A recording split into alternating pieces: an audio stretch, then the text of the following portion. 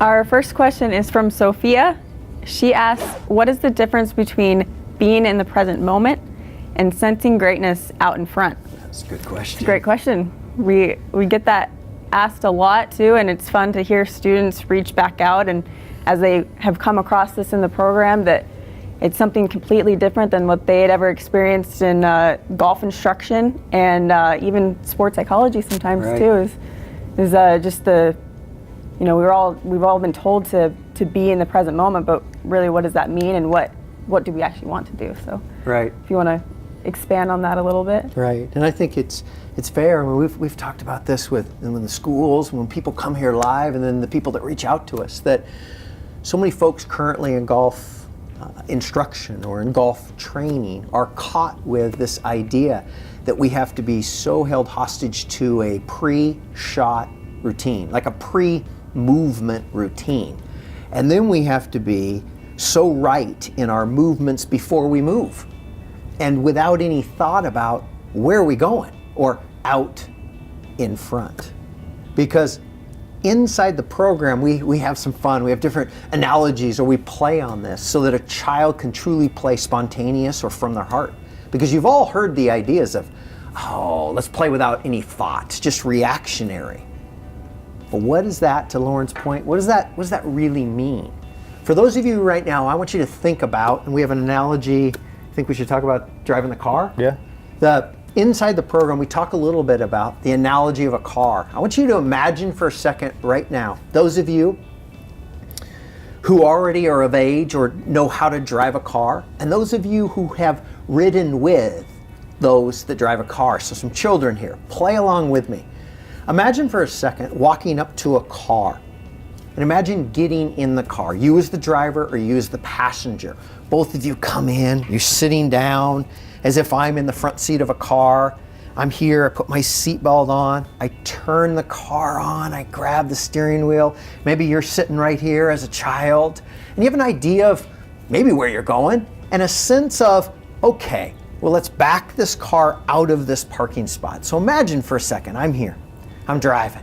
I back it out real slowly, and I accidentally, put yourself in this position, if you accidentally bumped into, just ever so slight, a car behind you, accidentally.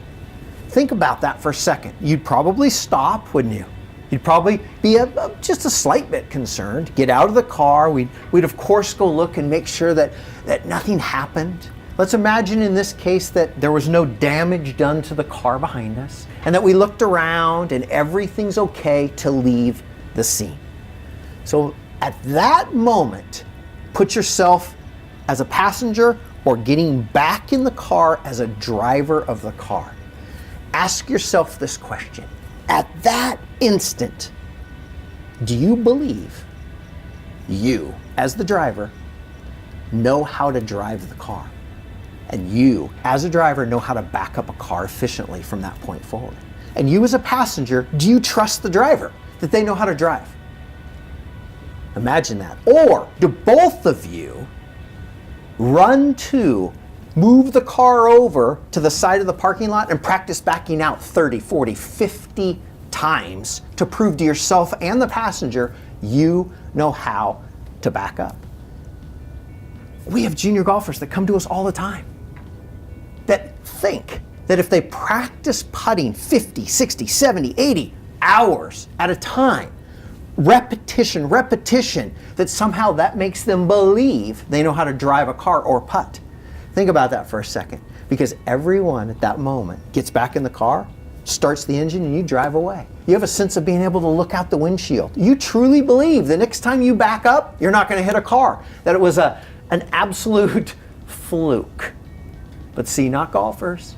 We do one little thing off. We go to magazines, or we start to look at books, we start to come up with different theories or thoughts, and we start to judge ourselves as flat wrong.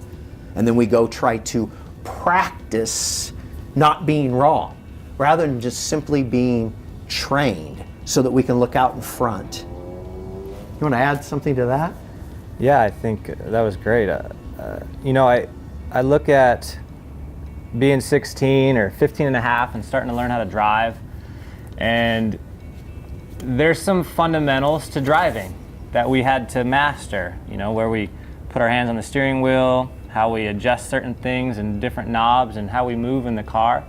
But what I did over time was I got better and better and better at the fundamentals of driving a car, so good to the point where I don't even have to think about it anymore. The fundamentals are so ingrained that now I'm looking out the windshield and I'm adjusting to different roads, or I'm adjusting to different moments out there driving, but all from a place of knowing exactly what I'm doing and looking out in front or sensing something new out in front. And I think what happens in golf is, at one point in time, there was some fundamentals. There's some fundamentals that all the greats talk about. Nicholas, Norman, Annika, and so many of the greats talk about these key fundamentals. Well, they master the fundamentals to the point where they know how to drive the car. Yeah. Then it becomes more about the shot they see out in front, the setup, the lie, how the road is curving, or how they're driving out in front. So I think as you guys start to get better and better at the fundamentals of setup, the fundamentals of movement, how to keep the club in front of you and move with energy, then a whole new world opens up out in front of you, and you'll actually see that your key movements get better and better the more you place your energy to where you're going. And you'll hear throughout the program, and you would, if you came to our corporate office, you'd see all over the walls that the energy of greatness never stops. And that there's this sense of childlike play, looking out in front and sensing the energy being better than it's ever been. Because through this program, not only are you going to be able to visualize or look out in front, but we're missing one part there. You're going to be trained to the point that, yes, you can sense where you're going, but take it to the next step, like a highly trained martial artist. To look out in front and sense where you're going may just be, say it again, may just be better than it's ever been, because it's that little inspiration or anticipation or a sense of something incredible is about to happen that allows a child to immediately, or an adult, move into childlike play. That's where you start to move out of thought, and you get to move out of that reactionary energy to something better than it's ever been. Look forward to that moment. You're going to feel something that truly does allow you to swing a golf club without thinking about what the heck you're doing.